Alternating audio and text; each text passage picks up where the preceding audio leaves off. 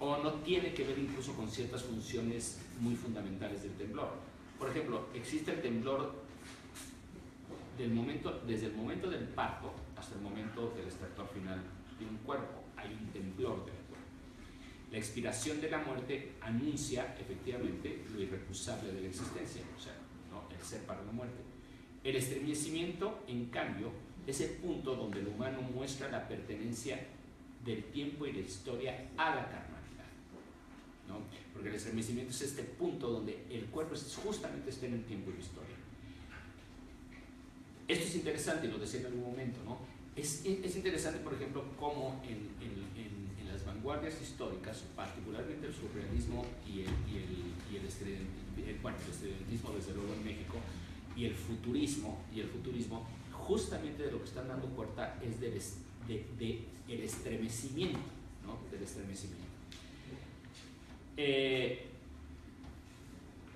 Entonces, en este sentido,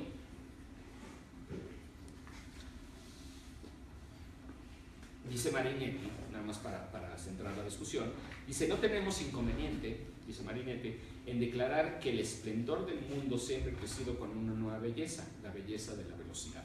Un automóvil de carrera con su caja adornada de gruesos tubos que seguiría serpientes de aliento explosivo, un automóvil de carrera que parece correr sobre la metralla, es más hermoso que la victoria de Samotracia. Es buenísimo. Queremos cantar al hombre que domine el volante, cuya espiga ideal atraviesa la Tierra, lanzada en el circuito de su órbita. Es preciso que el hombre se desarrolle con calor, ojo, energía y prodigalidad para aumentar el fervor de los elementos primordiales. La poesía debe ser violento asalto contra las fuerzas desconocidas para hacerlas rendirse ante el hombre.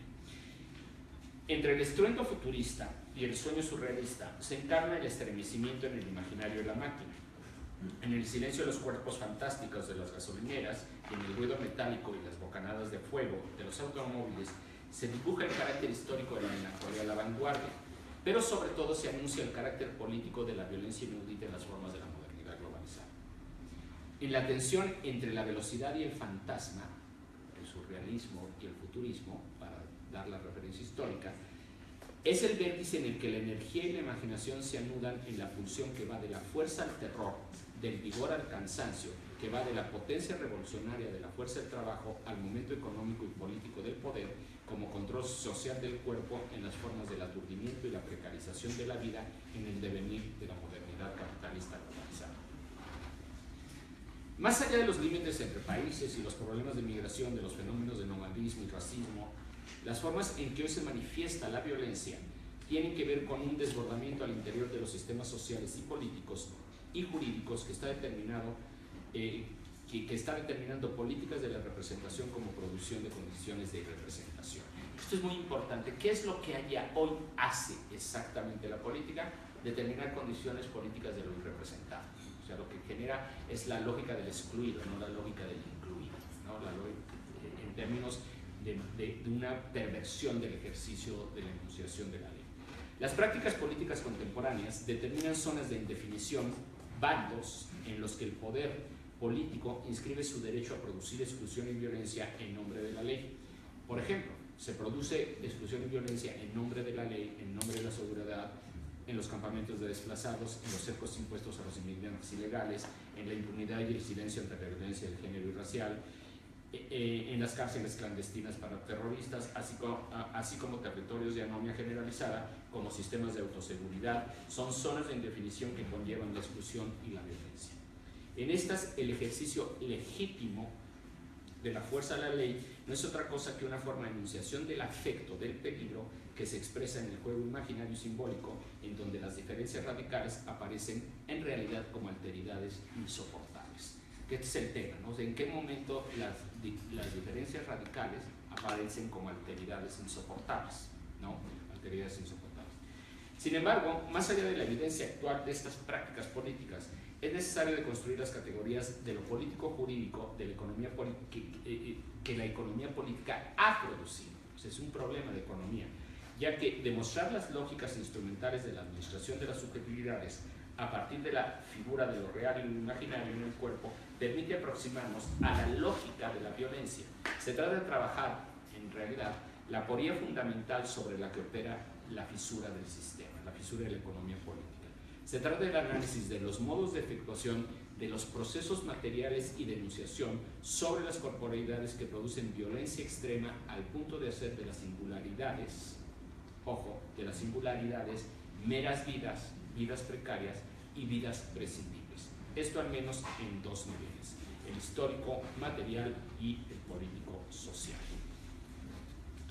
Explicar la caída de la subjetividad, y no en el sentido posmoderno del término, yo me peleo mucho con ese concepto, con el concepto de posmodernidad. Primero que a estas alturas es un concepto absolutamente trasnochado, ¿no? O sea, apelar hoy por hoy a la era posmoderna es en realidad pronunciarse políticamente como por una especie de socialdemócrata europeo reaccionario, ¿no? Eso quiere decir posmodernidad, ¿no? Era la reivindicación de la socialdemocracia tras la caída del muro de Berlín. Entonces, en términos de las conflictivas contemporáneas, me parece que esa categoría no resuelve absolutamente nada, ¿no? Absolutamente. Ahí sí es uno de mis pleitos terminológicos importantes, porque todavía se sigue usando el término sistemáticamente, ¿no? Entonces, explicar la caída de la subjetividad, pues, no en el sentido de un postmoderno, y con ello aproximar categorías que permitan entender las genealogías históricos conceptuales de la modernidad globalizada, nos permite entender efectivamente la lógica de la precariedad. En este punto, la forma de la violencia extrema de nuestras sociedades es una forma generalizada, y ahí podríamos conceder la tesis inicial que plantea el coloquio del homo sacer. Podríamos concederlo en principio, ¿no? El homo sacer, es decir, del ingreso, y este es el concepto del homo sacer, del ingreso de la vida en la esfera de la polis, donde la vida nuda, la vida desnuda, cualquiera al que se le pueda dar muerte, que este es el concepto del sacer, cualquiera al que se le pueda dar muerte, pero que a la vez es insacrificable. Que este es un concepto, no sé si han masticado lo suficiente. ¿Qué quiere decir el homo sacer? Y eso viene de Agamben. El homo sacer es cualquiera al que se le pueda dar muerte, pero que no es sacrificado. ¿Cómo? O sea, no sacrifico a alguien cuando le doy muerte. No, justamente ese es el estado de excepción. Porque en esa forma de violencia, lo que se pierde es el estatuto sagrado de la vida. Entonces no hay sacrificio, hay mera vida, vida prescindible. Y eso efectivamente tiene que ver, ese es el concepto del homo sacer. Lo que Agamben es que los campos de exterminio nazi efectivamente eran vidas prescindibles, no eran vidas sacrificables, no eran vidas sacrificables, porque no había sacrificio. El sacrificio siempre es ante un orden de lo sagrado, de un estatuto de lo sagrado, ¿no? Algo es sagrado y por tanto lo ofrendas a lo sagrado. Entonces, justamente la gran operación del terror del nazismo era quitarle lo sagrado a las vidas, ¿no? Y por tanto poderlas matar sin que fueran sacrificios. ¿Okay? Este ingreso al estado generalizado del sacer supone una concepción de la vida desnuda donde la violencia se ejerce cancelando todo orden del sacrificio o, para decirlo de otra manera, o el delito por parte del Estado. Tal cual. ¿Qué es lo que hago si no hay sacrificio, no hay delito? Uno, y no hay culpa. Dos, ¿no? O sea, esa es como la gran operación, ¿no?, del sacer. En este límite entre lo sagrado de la vida y lo jurídico de los derechos del hombre, que es la otra parte, ¿no? Y ahí les recomiendo que lean, si tienen tiempo, los 2 tomos del Seminario de la Pena y Muerte de Derrida. Es una joya de libro, de verdad es una joya, no la traducción al español, pero de verdad es una joya. Porque ahí dice, la gran aporía que plantea la pena de muerte, ustedes saben que ya son un poco los estados a nivel mundial que instrumentalizan la pena de muerte, entre ellos Estados Unidos, Es interesante ese concepto porque en este estilo derridiano que es fascinante, Derrida dice, el problema es la perversidad del sistema jurídico que funda su sistema legal en la pena de muerte, es que le reconoce un mínimo jurídico a la muerte. Por tanto, un derecho de violación de la ciudadanía. La perversidad de la pena de muerte en eso consiste, que si yo te condeno a pena de muerte, te reconozco un derecho, el de ser asesinado, ¿no? Si pensamos la estructura de la lógica del poder desde esta perspectiva, pues sí, evidentemente se vuelve muy complicada. Es una tesis fascinante la que está sosteniendo, ¿no? Sí. Voy a sacar un poquito el micrófono porque hay momentos en los que no se escucha. Quizás si cambias el micrófono, se oye mucho mejor. Así como rueda de prensa. Exacto. Para que me mueva de un lado. Entonces, decíamos, en este límite de lo sagrado de la vida y lo jurídico de los derechos del hombre, la práctica de lo político produce una zona de interrepresentación donde la exclusión es producida y en consecuencia la violencia acontece en la cotidianidad de la existencia, ¿no? Acontece como del complejo entramado entre la precarización de la vida, ¿no?, en lo económico, nihilización de lo vivo. ¿Qué es la precarización de la vida? Nulificación de lo vivo. Administración de la pulsión de fuerza de los cuerpos en el espacio social a través del aturdimiento. Economía de los cuerpos, segunda consideración. Y del control de la potencia crítica de las conciencias por medio de la producción especular de actividad acosante, política del terror. Surgen las formas contemporáneas del poder, expresadas en las figuras de seguridad de Estado como soberanía y en los aparatos ideológicos del poder que se realizan en la ficción de la socialdemocracia en cualquiera de sus versiones actuales, y en la materialización extrema de la vida desechable producida en la modernidad globalizada, ¿no? Eso es importante. ¿En qué momento las vidas son desechables, ¿no? Es como, ¿no? Son desechables. Entender la vida desechable, que es la forma quizá más radical de la necropolítica y la biopolítica, supone comprender la genealogía histórica. Ojo, es muy importante, y aquí nada más se matizaría y les pediría que atendiéramos. Supone comprender la genealogía histórica que va del concepto del pobre, ¿sí?, un concepto que en realidad es católico casi medieval, al paria, ¿sí?, que tiene una connotación muy importante. Si vamos viendo cómo va cambiando el significado del pobre al paria, al inmigrante, ¿sí?, al inmigrante,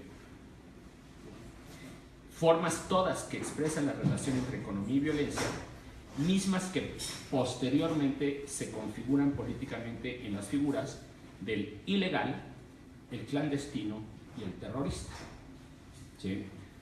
Es decir, siempre, ¿qué es lo que nos va a...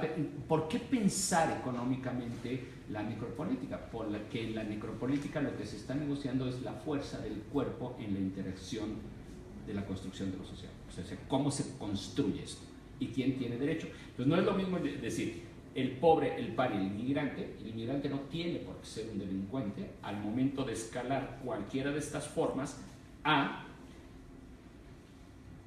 el ilegal, ¿no? Un inmigrante es ilegal, es sin papeles, el clandestino y el terrorista, ¿no? El clandestino y el terrorista.